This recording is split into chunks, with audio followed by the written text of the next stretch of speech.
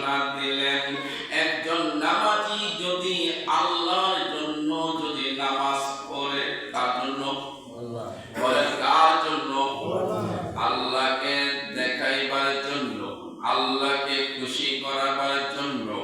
আল্লাহকে যেভাবে খুশি হয়, যেভাবে রাজি হয়, ওই দিকে যদি একজন নামাজি যদি নামাজ পড়ে, আমার আল্লাহ নবী বলে ওই ব্যক্তি তোমার ঘরের সামনে যদি একটা কূপ থাকে, অথবা একটা পুষ্করিণী থাকে, অথবা যদি একটা পানির নহর থাকে, ওই নহরটার ভিতরে, কূপের ভিতরে দৈনিক যদি 5 বার যদি তুমি গোসল করো, তাহলে তোমার শরীরে কোনো ময়লা থাকবে নি, ময়লা থাকবে নি। সাহাবায়ে কেরাম বললেন, ইয়া রাসূলুল্লাহ, না না না না, কোনো ময়লা থাকবে না।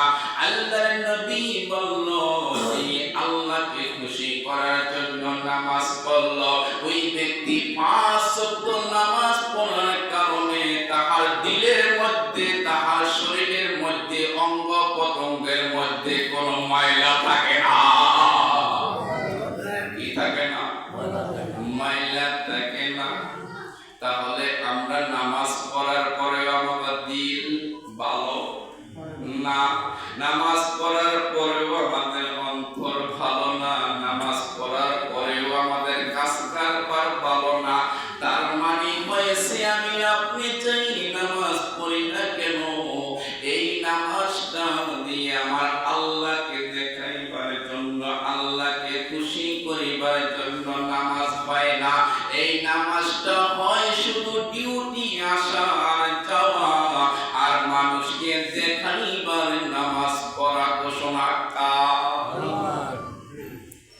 আমার আল্লাহ পাক বলেন, নামাজি ব্যক্তি 5 ওয়াক্ত নামাজ যদি মসজিদে পড়ে, কয় ওয়াক্ত না কম আছে? 5 ওয়াক্ত নামাজ যদি মসজিদে পড়ে, ওই ব্যক্তির মৃত্যুর যন্ত্রণা হবে না। কি যন্ত্রণা?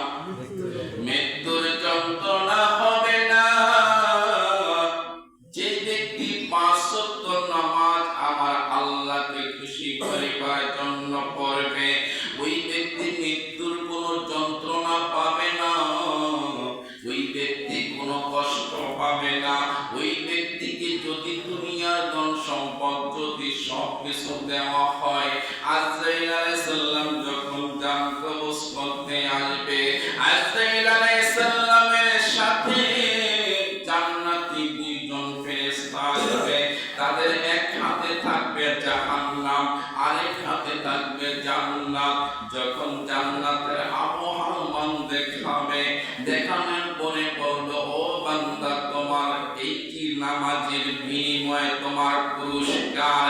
ওই মুশরিক ব্যক্তিটা যখন দেখবে যে তাহার ডান হাতের ভিতরে জান্নাতের আবহাওয়ার খবর, লোকটাকে জিজ্ঞাসা করবে, তুমি দুনিয়াতে কি থাকতে চাওনি? যদি দুনিয়াতে থাকো, দেখো এত সম্পদের মালিক হবা। লোকটা ডেকে বলবে, না না না না না, আমি এত দুনিয়ার সম্পদের মালিক আমি চাই না। তাহলে ফেরেশতা বলবে, ও আল্লাহর বান্দা, ও বান্দি, তাহলে তুমি কি চাও, কি চাও? বলবে যে ডান হাতের দিকে যে জান্নাতের আবহাওয়া দেখতে পাওয়া যায়, ওই জান্নাতের আবহাওয়ার মধ্যে আমি যেতে চাই।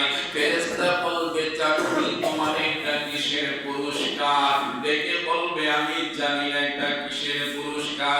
বলবে, এটা যে তুমি আল্লাহকে খুশি করার জন্য 5 ওয়াক্ত নামাজ তুমি আদায় করেছো, ওই ব্যক্তিকে এই জন্য আমার আল্লাহ পাক তোমাকে পুরস্কার দিয়েছে।